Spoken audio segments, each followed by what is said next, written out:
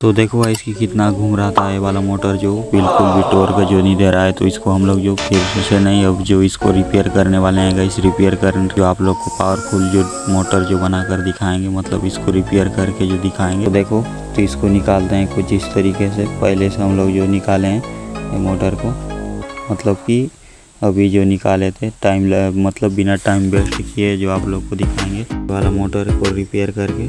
मतलब इसका जो बाइंडिंग नहीं करेंगे, खाली जो इसका थोड़ा जो इसका क्या है वो देखेंगे और जो रिपेयर करें। ये देखो भाई पूरा कैसा हो गया ये मोटर जो।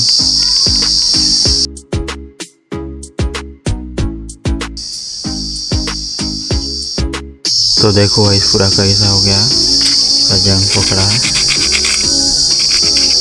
मतलब इसको पूरा साफ करेंगे, क्लीन करेंगे और यहाँ पर इसको भी साफ करना है।